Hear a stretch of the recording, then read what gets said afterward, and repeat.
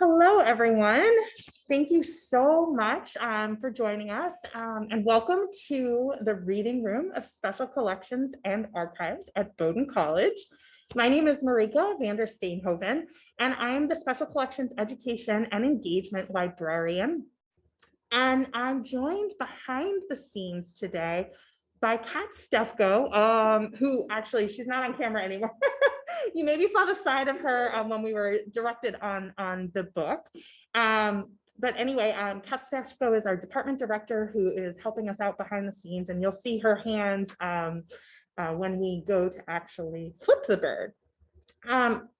So we are both so thrilled that you've joined us for the September page turning of John James Audubon's double elephant folio, Birds of America. As disappointing as it is that we're not all convened here in person in the reading room, kind of filling up the space behind me, we are so delighted that we can continue this series online so that our friends from the Brunswick community and farther afield can still join in for the fun. If you are on campus and have a valid one card, we welcome you to come see this magnificent book in person. Special Collections and Archives is open Monday through Friday, 11 a.m. to 5 p.m. this semester. And I'm taking a look at who's in the audience, so I know you're all old hats at this, but our page turnings take place on the first Friday of the month. So I want you to mark your calendars for October 1st, where we have a guest speaker who is to be determined. November 5th, we're so excited to welcome the poet, writer, professor at the University of Southern Maine, and a Bowdoin graduate, class of 1994, Lisa May Hibble. And December 3rd, wrapping up our fall 2021 semester, we're welcoming back Associate Professor of Art History, Susan Wegner. So again, October 1st, November 5th, December 3rd, mark your calendars and join us back here. Unlike last semester, we will have the same URL, the same Zoom link will work for every one of our programs.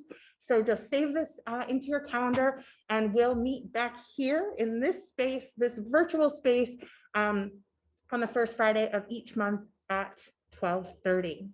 So you'll note that it is just me and then Kat behind the scenes today. So we're gonna just do a very quick down and dirty page turning today. For those of you who joined the call a little bit early, you'll see, you will have seen that we were focusing on the Hermit Thrush. Let me put us back there. There we are. And I encourage you, our last guest speaker, when we turned to this bird, was Peter Logan, a noted Audubon biographer who just continues to do amazing research on the birds of America and Audubon's connection to Maine, and specifically Bowdoin's copy of Birds of America. So I'll pop into the chat in just a moment the link to our online exhibit about the Birds of America, including information about Bowdoin's copy, Audubon's connection to Maine, and it is where we archive all of our past speakers. So if our brief page turning today doesn't satiate your desire to learn about Audubon and to see some of the other plates, I encourage you to go to that website, which you can hear me typing into the chat right now, and watch some of those archived programs. We will also have time for a Q&A. The Q&A feature is open, but so is the chat. So if you have questions or comments, or you want to just say hi, please feel free to use the chat feature. And I'm just going to finish typing up this URL. There it is in the chat if you want to see more information about our copy. But I think without further ado, we're going to flip the bird. And I'm going to imagine that I can hear you all laughing because this is a joke that I make every single month. So I'm going to transition to move over. You will see both Kat and I have our hands are bare but freshly washed. And this is so we can handle the paper with greater care and not lose our sensitivity and accidentally tear a page. So here we go.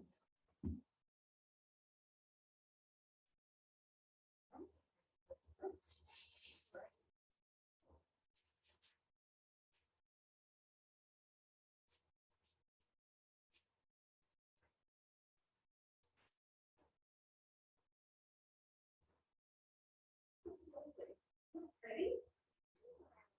Let's make sure it's in focus. Okay, so you're getting a glimpse, but maybe let's zoom in a little. I can zoom in. Yeah.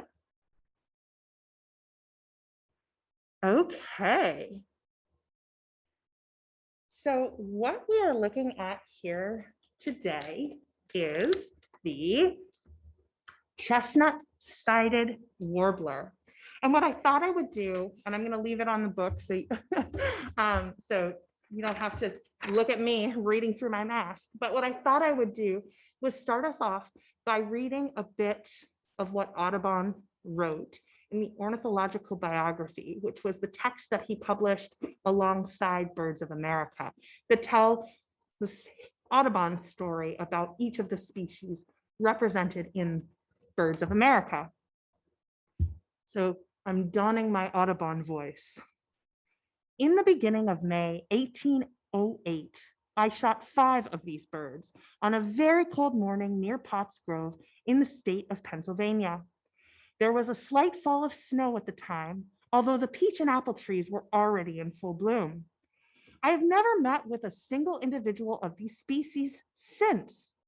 They all had their wings drooping as if suffering severely from the sudden change of the weather and had betaken themselves to the lower rails of a fence where they were engaged in searching after insects, particularly spiders.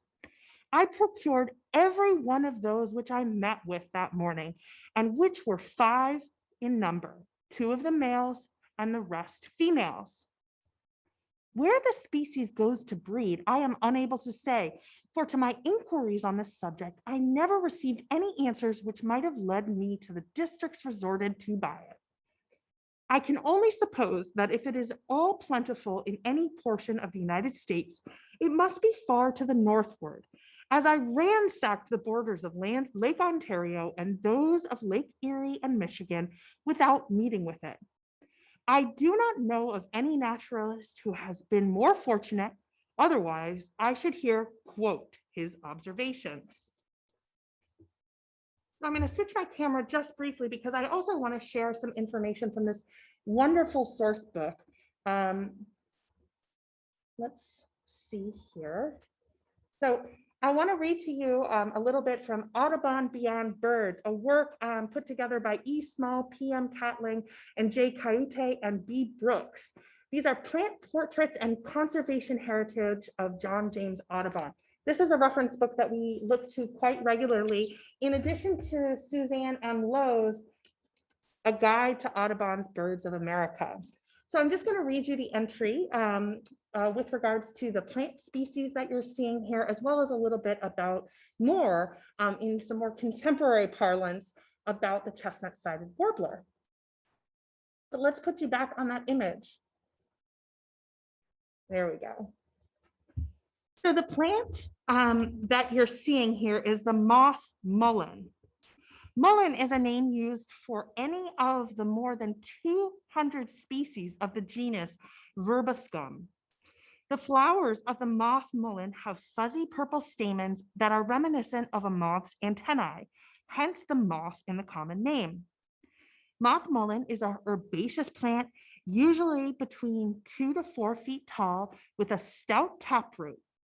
The plant is a biennial, in the first year producing a rosette, a small circle of leaves at the ground level, about 8 to 12 inches across, and in the second year developing a flowering stalk, with flowers sometimes distributed for as much as 2 feet along the stalk. The flowers are about 1 inch across, and there are 2 basic color forms, either yellow or pinkish white, with white tinged with, or a white tinged with purple or red. The plant is quite attractive and garden varieties are widely grown. However, the species is also a weed found in disturbed habitats, including roadsides, waste places, abandoned fields, pastures, vacant lots, poorly mowed lawns, and railways. This is Marika interjecting that I was just going to say that I have lots of mullein popping up in my poorly mowed lawn. And it is now found across southern Canada. In a famous experiment started in 1879, Professor William J. Beal of Michigan State University buried seeds of 23 common plants in jars of sand. And every few years, he determined which seeds could germinate. After 120 years, scientists showed that the seeds of only 3 species would germinate, and only those of moth mullein germinated well. So a very resilient species. Let's hear a little bit more about the chestnut-sided warbler. The chestnut-sided warbler is between 4 and 4.3 inches long. Its attractive song is said to be pleased to meet you. The summer or breeding appearance of the adult male is distinctive. The birds have dark streaked gray backs, white faces, eye stripes, greenish crowns, white underparts, chestnut flanks, and 2 white wing bars. Adult females are dull versions of the summer males, lacking the strong head pattern and with less chestnut coloring on their flanks. Non-breeding birds of both sexes have wing bars, greenish heads, and greenish, usually unstreaked upper parts. The non-breeding females lack chestnut sides. The species breeds in young hardwood and mixed forests in southern Canada, westwards to the Canadian prairies and in the northeastern United States, affirming what Audubon thought. It winters from southern Mexico to northern Colombia. The chestnut-sided warbler consumes mostly insects, but will eat some fruit.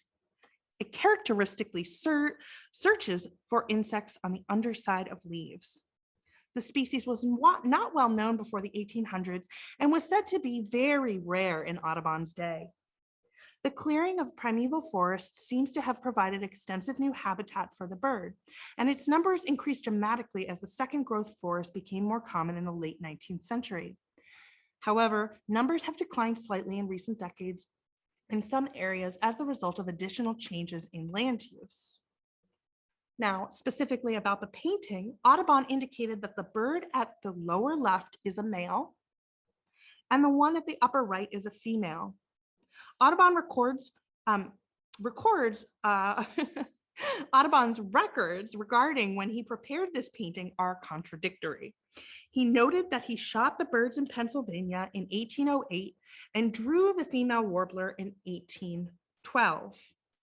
He also recorded that the painting dates to New Orleans on February 2nd, 1822, which may be the date he assembled everything together.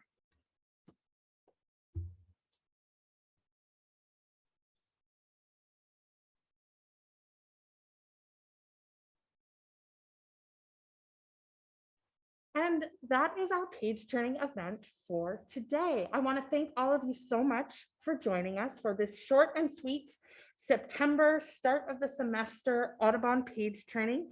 Again, we've just turned to the chestnut-sided warbler. And we're excited to continue to welcome you back on the first Friday of each month for our page turning event.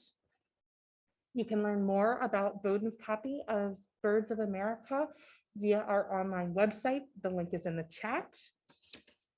And if you have any questions, we'll hang on for a few moments to see if there's any questions that come up. But please note that I am a librarian and not an ornithologist. So perhaps we can crowdsource if there are any bird questions. So I'm going to switch back over to the view of the page because that's really why you're here, not to see me in my designer mask.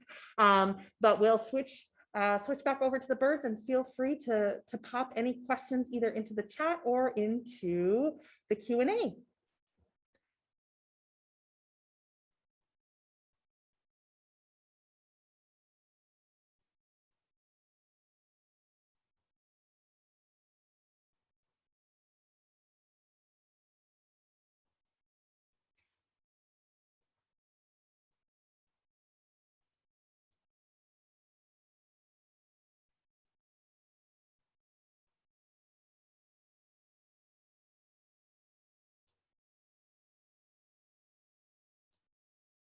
Again, I want to remind you that if you are on the Bowdoin campus and you have a valid one card, we are open Monday through Friday, 11 a.m.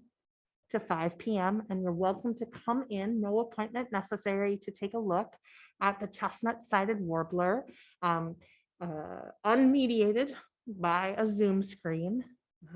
Again, no appointment necessary, and we would welcome you into the reading room. Special Collections and Archives is also open to the public by appointment. So if there is research that you would like to do on our collections, I encourage you to visit our website and take a look at the policies regarding making an appointment and joining us in person to do research in our collections. And my final note is that we're really excited to welcome two guest speakers in November. We'll welcome Lisa May Hibble, who's Bowdoin class of 94 and a poet, as well as Associate Professor of Art History, Susan Wegner, who will be coming in on December 3rd.